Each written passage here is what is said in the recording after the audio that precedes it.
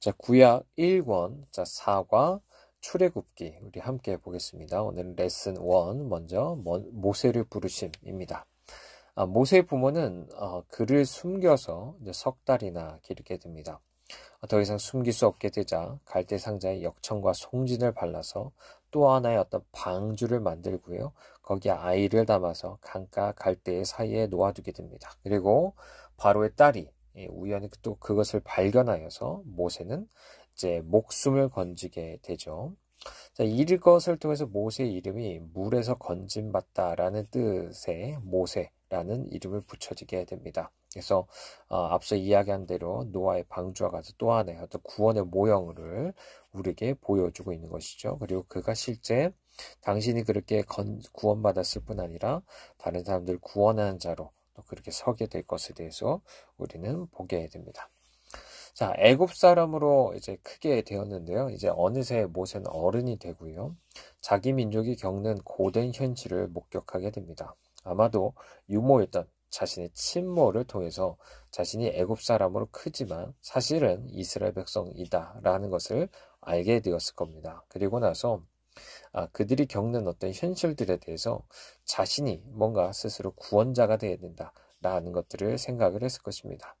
그러다가 하루는 히브리 사람을, 매로 때리는 애굽 사람을 이제 보게 되었고 그 사람을 죽여서 파먹게 됩니다. 이걸 통해서 이제 애굽 사람을 죽였고 이제는 이스라엘 백성들을 어떤 구원하는 어떤 그런 자로 자신이 추앙받을 것이다 라고 생각했을지 모릅니다. 하지만 그런 게 아니라 오히려 이제 살인자로서 정말 도망가야 될 수밖에 없는 상황들이 펼쳐지게 되죠. 그래서 미디안 땅으로 가게 됩니다. 거기선 철저히 자신이 정말 실패한 자로서 나그네로서 그냥 살아야 되는 어떤 것들을 그런 상황들을 맞닥뜨리게 되는 거죠. 자, 우리도 스스로 구원하려고 하는 것에 있어서 실패할 수밖에 없다라는 것들을 우리는 좀 기억을 해야 됩니다. 내가 왕자나 어떤 이런 위치 가운데서 내가 가진 어떤 힘을 가지고서 내가 스스로 구원하려고 한다고 해도 그것이 실패하게 된다면 그것이 얼마나 모세와 같이 낙심하게 되는지 이런 것들도 우리는 생각을 해보게 됩니다. 또 한편 애굽의 이스라엘 백성들은요. 고된 노동과 핍박을 견디다 못해서 하나님께 부르짖게 됩니다.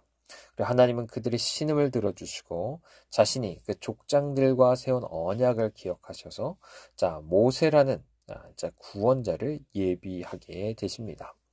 자, 이제 그 구원자에 대한 그림이 달라지죠. 스스로 구원하려고 하는 것이 아니라 하나님께서 세우시는 것을 보게 됩니다. 그것은 하나님이 구원하시는 하나의 도구로서 모세가 순종함으로 그 도구가 되는 것을 이제 이야기하는 것이죠. 자, 하나님은 불붙은 떨기나무 아래서 모세를 부르게 됩니다. 그래서 출애굽기 3장 6절에 보면 이런 얘기를 하죠. 나는 내 조상의 하나님이니 아브라함의 하나님, 이삭의 하나님, 야곱의 하나님이다 라고 주님께서 말씀하여 주십니다. 자, 그러면서 이스라엘 백성들을 애굽 사람 손에서 건져내서 젖과 꿀이 흐르는 땅, 하나님께서 약속하신 그 땅으로 이들을 이끌고 가게 하겠다라고 주님이 말씀하시죠. 그래서 이것을 위해서 모세를 바로에게 또 보내시겠다라고 주님이 말씀하여 주십니다. 전반적인 하나님의 구원 계획을 설명하신 것이죠. 자, 근데 모세가 여기에 대해서 부르심에 대해서 순종해서 바로 가는 것이 아니라 이의를 제기하게 됩니다. 그래서 3장 11절을 보면 이렇게 얘기하죠. 내가 누구기에 바로한테 가고 이스라엘 자손을 애굽에서 인도하여 내겠습니까? 라고 이야기합니다. 자, 근데 하나님이 이렇게 대답하는 거죠. 내가 누군지는 무슨 상관이냐? 그건 중요하지 않다. 라고 주님이 말씀하여 주십니다. 사실 스스로 구원하려다 실패했고 낙심해서 상당히 자기 자신에게 집중되어 있었던 겁니다.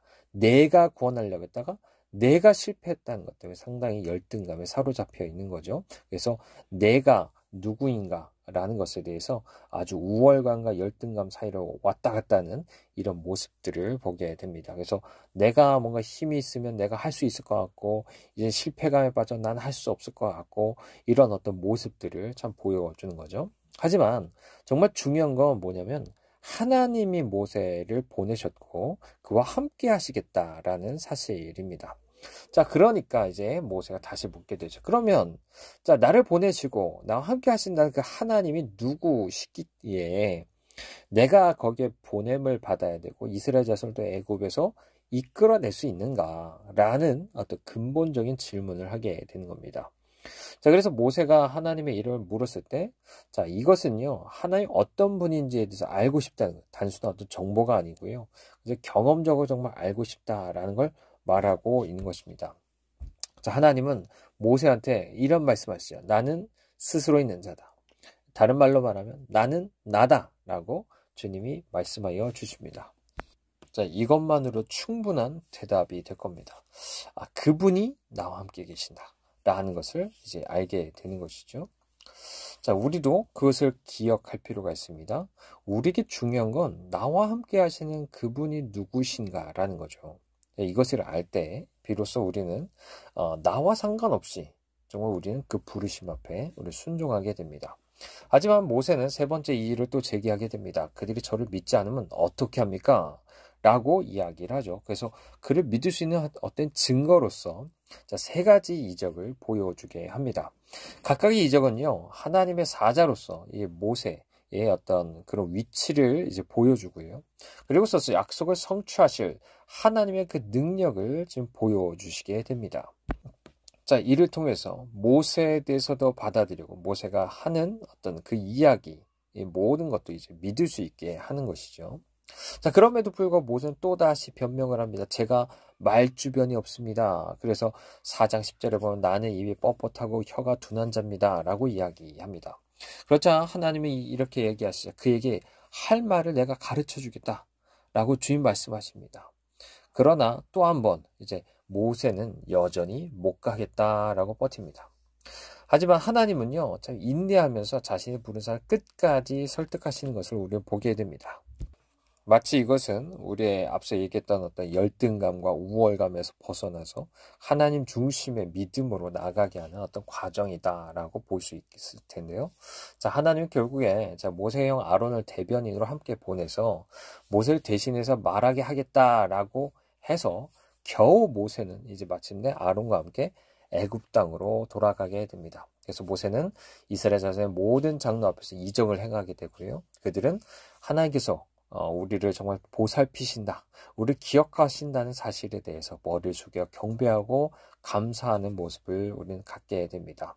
하나님 지금도 우리가 이 모든 것을 주 언약을 기억하시고 모든 구원자를 예비하여 주시고 우리를 돌보신다라는 것들을 우리가 굳게 믿으시길 바랍니다.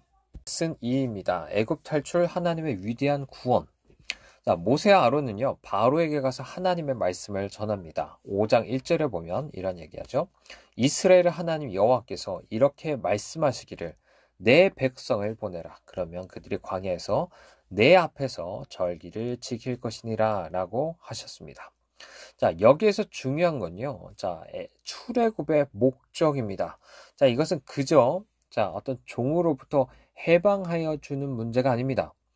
또 다른 사실상 형태의 어떤 종으로 살아가기 위함인 거예요. 그러니까 그저 마음대로 방종하고 살아가도록 하는 것이 아니라 하나님의 종이 되어서 하나님을 섬기게 하기 위해서 주님이 나를 해방하여 주신 것이다 라고 이야기하는 것이죠. 그래서 다시 말하면 우리가 죄와 세상으로부터 우리가 해방되어서 하나님과 오직 예수 그리스도 앞에 우리가 돌이켜져서 그분만 예배하기 위해서 우리를 구원하신 것이다 라는 것들을 우리에게 보여주는 겁니다.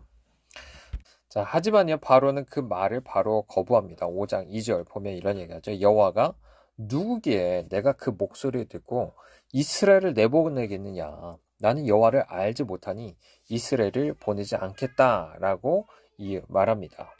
자, 물론 하나님을 알지 못해서 또 이런 반응을 보일 수 있는데요. 하나님에 대한 불신과 불순종 안에서 그 백성들을 내보내지 않고 끝까지 자기의 종으로 만들겠다라고 하는 그 모습을 우리에게 보여줍니다. 그래서 사실 이거는 이것을 통해서 사실 정반대의 결과가 나오게 됩니다. 이스라엘 백성들 놓아주기는커녕 더 괴롭히면서 자신의 더 그들을 움켜쥐게 되는 모습을 보여주게 되는 거죠. 사실 그래서 이것을 그냥 현실적으로 보면 이스라엘 백성들은 사실 그 모세와 아론을 미워할 수밖에 없습니다. 당장 앞으로 어떻게 될지 모르고 현재 더 이제 괴롭힘 당하고 더 어떤 종으로서 살 수밖에 없는 이런 상황들을 보면서 그들에 대한 원망이 이제 더욱더 좀 많아졌을 거죠.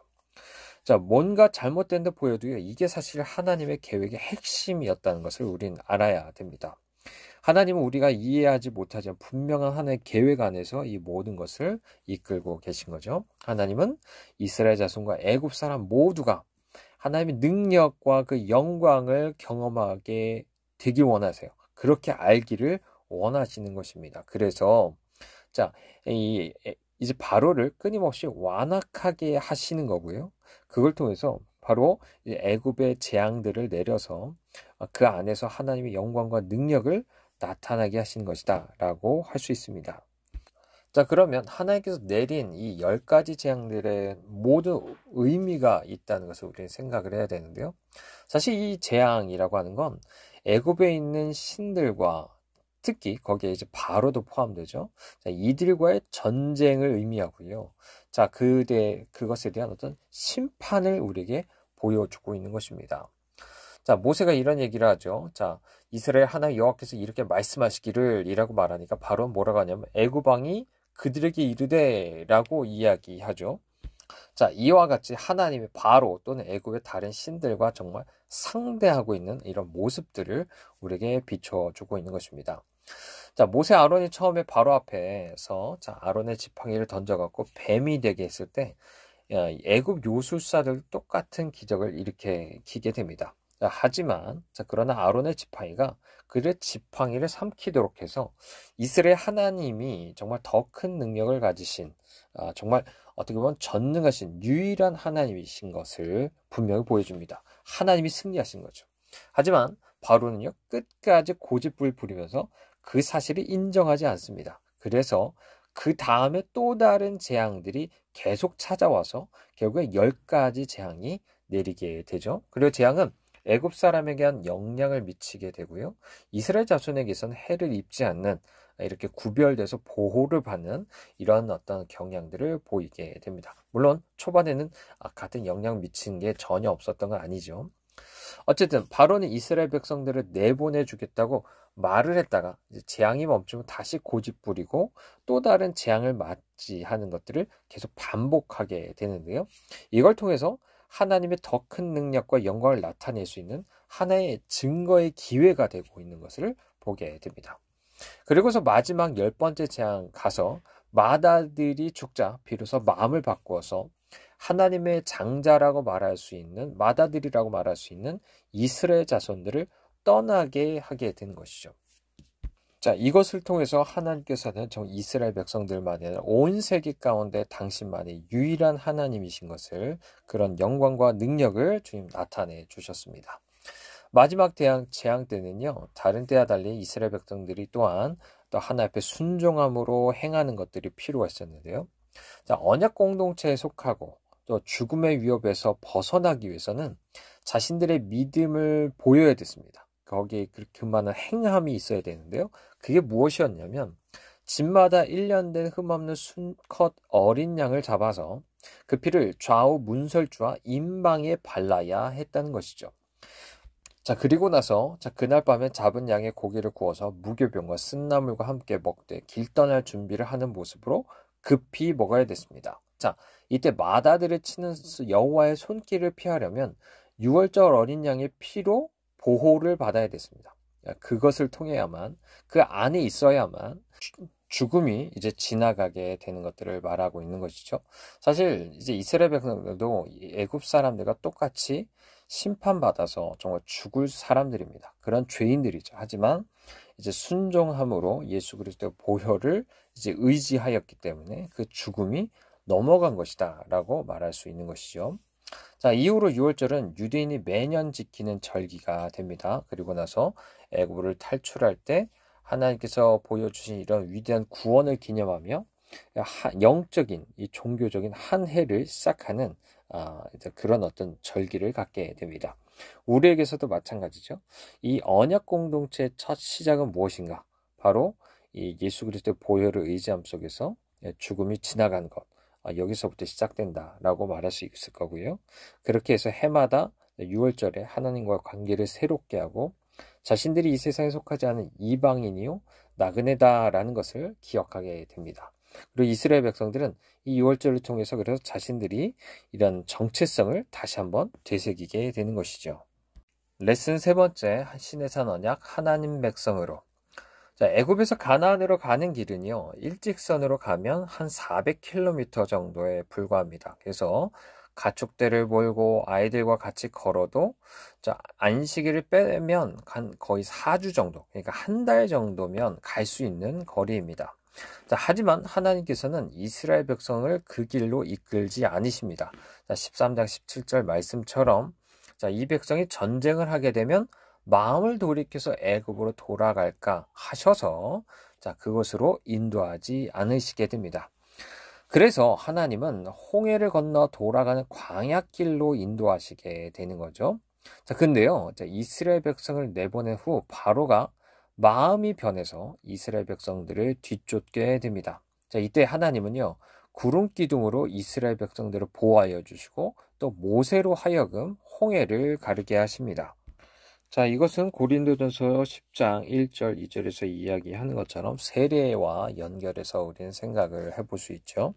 그러니까 하나님께서는 그저 예수 그리스도의 보혈을 믿고 또 그로 인해서 죽음을 넘어간 것 이상으로 실제 예수 그리스도와 함께 죽음으로 말미암아 이제 애굽에 속했었던 이 정말 종으로서의 그 모든 삶을 끝내고 정말 저 건너편으로 건너가서 하나님의 백성으로 살아가게 하시는 이런 어떤 것을 우리에게 말씀하여 주시고 계신 겁니다. 자, 여기서 또다시 하나님께서는 하나님의 놀라운 능력과 영광을 나타내셨죠. 자, 하나님께서는 사실상 지금 이렇게 능력과 영광을 나타내셨기 때문에 이스라엘 백성들은 정말 계속 그런 것만 당신들에게 있어서도 영광만 어떤 경험을 하면서 약속의 땅에 갈 것이다 라고 예상을 했을지 모르겠습니다. 하지만 하나님의 섭리는 그들을 더 복잡한 여정으로 이끄시게 됩니다. 왜냐하면 그들은 단순히 하나님의 크신 능력만 배우는 데서 그치는 것이 아니라 그런 영광 가운데서 매일 거하는 것만이 아니라 그들 자신의 마음이 어떠한지 더욱더 깨닫길 원하셨기 때문입니다. 얼마나 그들의 마음이 악한지 또 그만큼 그래서 하나님 앞에 정말 시험하고 불평하는지 이런 자신들에 대해서 깨닫기를 원하셨던 것이죠. 환경에 따라 움직이는 것이 아니라 그저 정말 하나님만 계시면 그 안에서 정말 그것을 만족하고 함께 그분을 의존하면서 살아갈 수 있는지 이런 마음들을 주님께서 나타내시게 하시고 또 그 안에서 얼마나 우리가 낮아지게 하시는지 이런 것들을 배우게 하시는 겁니다. 그래서 오히려 우리를 고난 가운데 처하게 하시는 것들을 우리는 보게 되는 것이죠. 자, 광야를 지난 여정의 첫 목적지는 시내산이었습니다. 애굽을 나온 지 한 3달 만에 도착을 하게 되는데요. 자, 거기서 하나님은 모세와 언약을 맺게 됩니다. 이스라엘 백성들도 모세 아래서 함께 언약을 맺게 되는 것이죠. 그게 시내산 언약이고 보통 우리가 부르는 옛 언약, 구약이라고 우리는 보게 됩니다. 자, 이 언약에도 목적이 있습니다. 출애굽기 19장 5절에서 6절에 보면요. 이런 얘기를 하죠. 너희는 모든 민족 중에서 내 소유가 되겠고 너희가 내게 대하여 제사장 나라가 되며 거룩한 백성이 될 것이다. 라고 이야기를 하고 있습니다. 그러니까 자, 이거는 베드로전서 2장 9절 말씀을 우리 생각나게 합니다. 너희는 택하신 족속이요 왕 같은 제사장들이요 거룩한 나라요 그의 소유된 백성이니 라고 이야기합니다. 약간의 순서나 약간의 그 표현이 조금 다를지 몰라도 거의 같은 이야기를 하고 있다는 것을 우리에게 말해 주는데요. 사실 이것은 다름이 아닙니다. 이제 한 나라로서 정말 본래 아담이 가지셨던 그 계획을 이제 주님께서 가지고 계신다라는 것을 말해 주는 거죠. 하나님 앞에 제사장과 같이 섬길 뿐 아니라 하나님의 어떤 형상을 가지고 대리 통치자로서 다스리게 되는 그런 나라 로서 주께서 삼으시기 위해서 이 언약을 맺으셨다 라는 것들을 우리에게 보여줍니다. 그래서 이 나라가 얼마나 영광스러운가, 그 백성됨이 얼마나 귀한 것인가 라는 것들을 말해주죠. 이것은 오늘날 우리 교회에도 동일하게 적용된다라고 말할 수 있습니다. 자, 하나님은 시내산에서 이스라엘 백성에게 주신 이제 율법. 자, 이건요, 사실은 그 자체가 목적이 아닙니다. 하나님과 여호와의 관계 안에서 이 언약 관계, 특별히 하나님께서 우리를 그 백성을 삼아 주셨다는 건 한편으로는 그 아내로 삼아 주셨다라고 말할 수 있는 부분인데, 거기에 마땅한 어떤 의무이기도 하고요. 또 그것을 통해서 우리의 관계가 더욱더 풍성하게 되기 위한 하나의 어떤 그 방편으로서 주신 것입니다. 물론 우리는 그것을 다 행할 수 없고, 그래서 의를 행하지 못해서 그 관계가 사실상 풍성하게 되는 것들은 어려움이 있습니다. 그럼에도 불구하고 그 율법 자체가 주님께서는 그런 어떤 목적으로 주님 주셨던 것이다 라는 것을 볼 수 있죠. 여기서 우리가 잘 아는 십계명이 나오게 됩니다. 자, 다른 고대 언약처럼요, 계약 당사자 간의 관계를 명시하는 역사적 진술이 이제 이 언약 처음에 등장하게 돼요. 이게 바로 20장 2절인데요. 이런 얘기죠. 나는 너를 애굽 땅 종되었던 집에서 인도하여 낸 내 하나님 여호와다라고 이야기합니다. 그러니까 하나님께서 우리를 구원하신 것에 대해서 먼저 말씀하여 주세요. 그리고 그것을 기반으로 우리가 하나님과 언약을 맺게 되는 것이다 라고 말하고 있는 것이죠. 그러므로 언약을 맺는 사람들은 당연히 이제 구원받은 자야 되고요. 구원받은 자는 거기서 그칠 게 아니라 언약으로 나가야 된다라는 것을 우리는 생각을 해보게 됩니다. 이어서 언약의 조항들이 나옵니다. 바로 이게 십계명이라고 부르는 거죠. 자, 그리고 십계명 두 부분으로 나누게 됩니다. 그래서 1에서 4계명까지는 하나님과 인간과의 관계, 때로는 이것을 5계명까지 보기도 합니다. 그리고 여기서는 계명마다 그 이유가 대부분 이어서 나오게 되고요. 자, 그 다음에는 이제 5계명에서 10계명, 때로는 이제 6계명부터 보죠. 그래서 그것은 인간 사이의 관계에 대한 것이다 라고 이야기하는데, 이 계명들은 그 이유가 대부분 나오지 않습니다. 그래서 아마도 당시 주변 사회에서 보편적으로 시행하고 있었기 때문에 그렇지 않았을까 싶습니다. 예를 들어 이미 정말 함무라비 법전이라든지 이런 것들이 이미 자연법 안에서 이미 많은 사람들이 그 양심상 이제 가지고 있었던 것들이 이제 실제 성문화되는 것들이 있었기 때문이죠. 그래서 오늘날에도 사실상 어떤 법을 만들든 판단을 하든 사실 여기서 벗어나면 안 되는 것들이 명확하게 있고요. 오늘날 교회도 이것을 행해야 되는 것은 당연한 일입니다. 자, 이렇게 율법을 지키는 건요, 하나님의 왕 되심을 인정하는 겁니다. 그분과 언약을 맺음 안에서 그분이 나의 주인 된다라는 것을 말하는 것이죠. 그래서 내가 그분을 정말 종으로서 내가 그분을 섬긴다. 그래서 내가 다른 어떤 신을 섬기는 종들과 구별되는 것, 이런 걸 모든 걸 보여주는 게 율법을 순종하며 살아가는 그런 모습입니다. 자, 왕은요, 여러 율법을 공포하고요. 신화 국가의 왕들은 어떻습니까? 그 율법을 성실하게 따름으로 자신들의 충성을 증명했죠.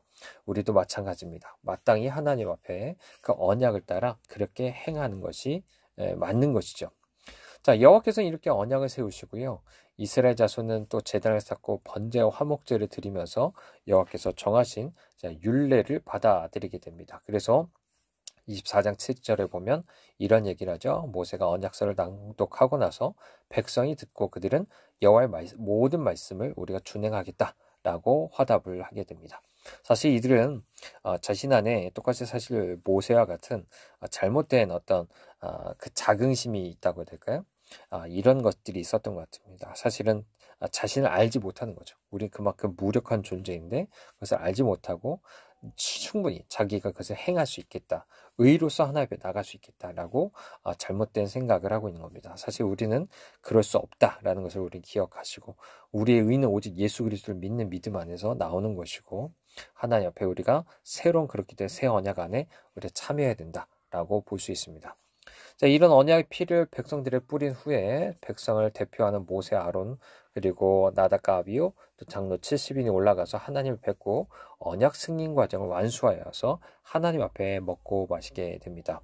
마찬가지죠. 예수 그리스도의 피를 통해서 우리 그렇게 뿌려진 것을 통해서 다시 한번 이 모든 새 언약이 완전히 승인이 되는 것들을 또한 보게 되는 것이죠. 감사합니다. 레슨 4 성막 거하시고 만나시는 곳. 자, 신의 산이 아무리 장엄하다 해도 하나님 영원히 계실 곳은 아닙니다. 물론 하나님께서 하늘에서 이미 계시긴 하지만, 자, 지금 하나님께서 강림하셔서 이곳에 머무셨죠. 그것이 영원히 계실 곳은 아닌 거죠. 자, 이스라엘 하나님은 산에 계시는 그런 산신이 아닙니다. 그래서 그리스 신들이 올림푸스 산에 머물고 가나안 신들이 자폰산에 있는 것처럼 그런 게 아니라는 거죠.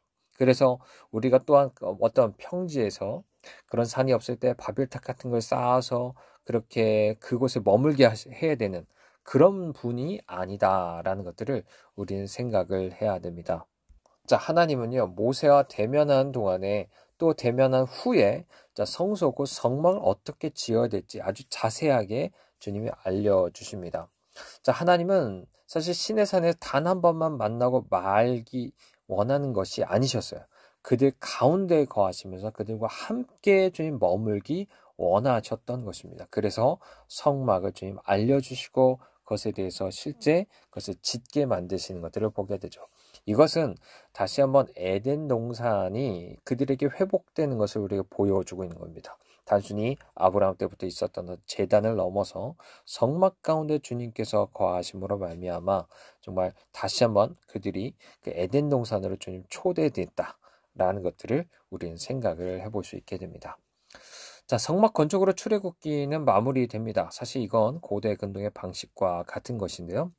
고대 근동 문학에서는 대개 신이 승리했을 때 자기를 위한 집을 짓게 됩니다. 그리고 그 방법은 이제 꿈이나 환상을 통해서 인간에게 이제 전달이 되고요. 그래서 성전을 지을 때 그 지시를 정확하게 따라서 해야 되는 것이 강조가 됩니다.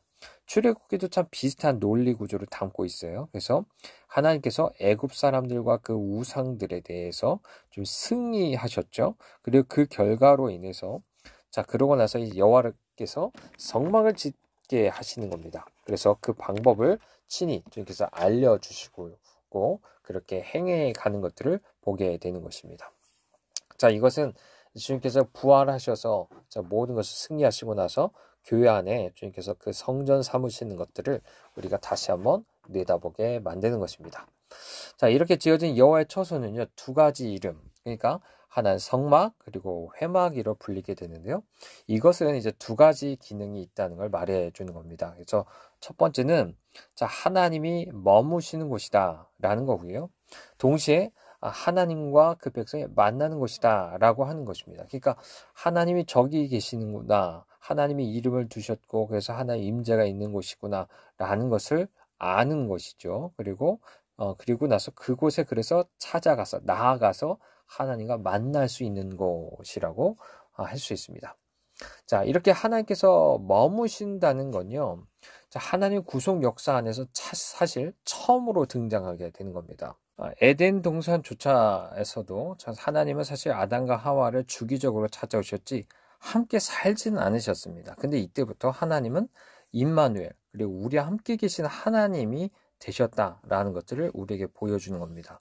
그리고 이것이 더 놀라운 건 예수 그리스도께서 단순히 건물이 아니라 정말 사람의 몸을 입고서 당신께서 우리에게 오셨고, 그리고 더 놀라운 건 성령께서 친히 우리 몸을 성전 삼으셔서 우리 안에 그렇게 내주하신다라고 하는 것이죠. 우리 안에서 찾아오셔서 우리와 함께 살고 계시겠다라고 주님 말씀하여 주시는 겁니다.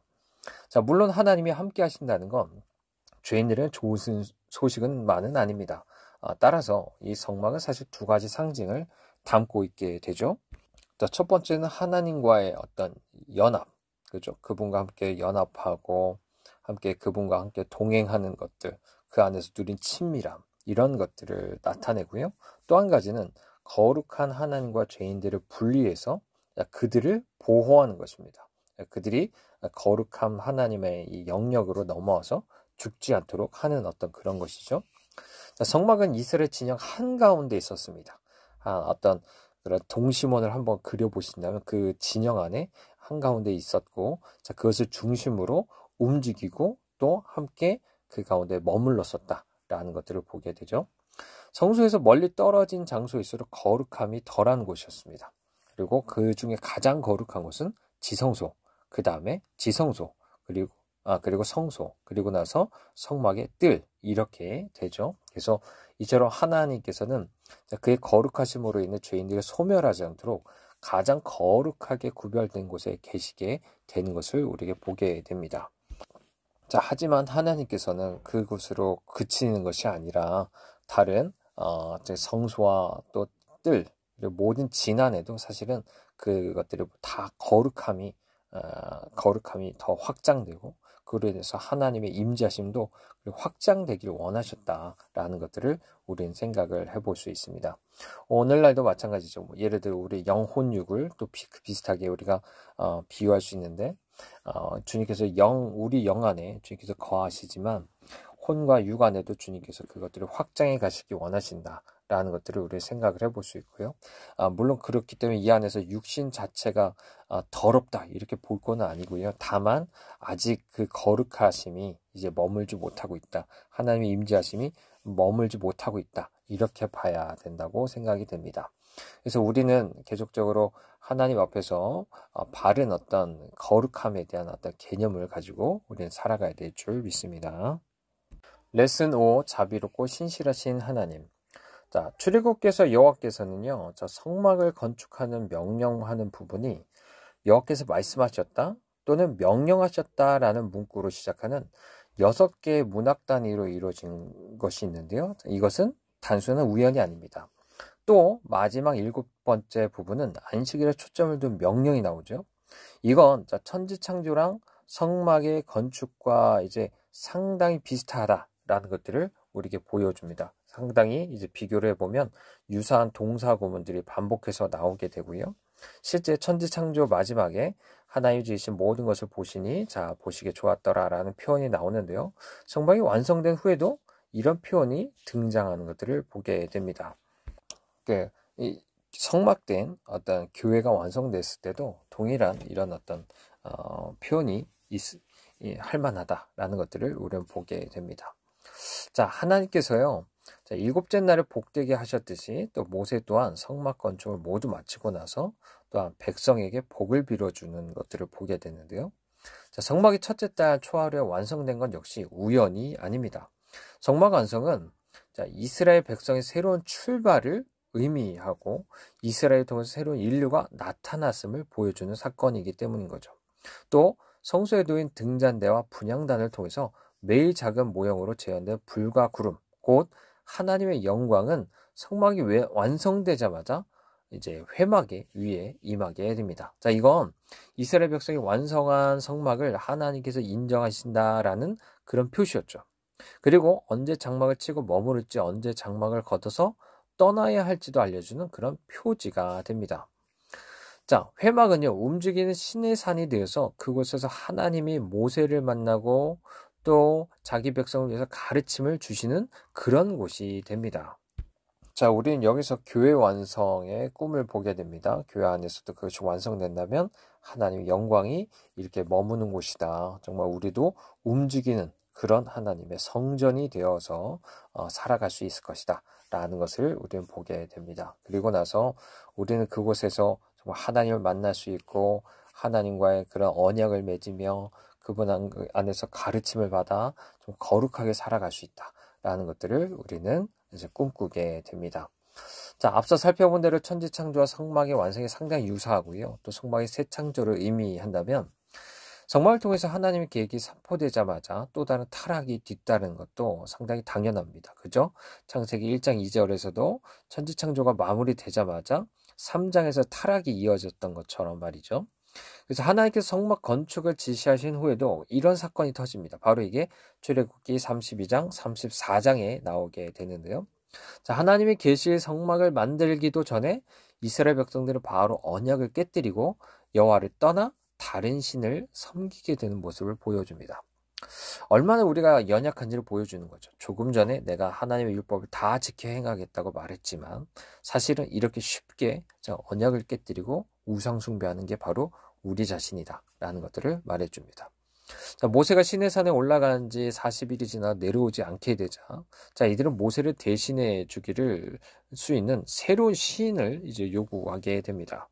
즉 결국 자 이스라엘 백성들은요, 자 금송아지를 이제 아론과 힘을 합쳐서 만들게 되죠. 그래서 이것은 자 십계명에서 그만 우상을 만든 것뿐 아니라 하나님의 절기를 마음대로 이제 공포해서 그런 어떤 하나님의 정한 절기를 규례를 흉내내게 되는 겁니다. 이런 어떤 마음대로 바꾸는 것들, 이런 혼합되는 것들, 이런 것들이 상당히 이제 반역의 시작이다라는 것들을 볼 수 있고요.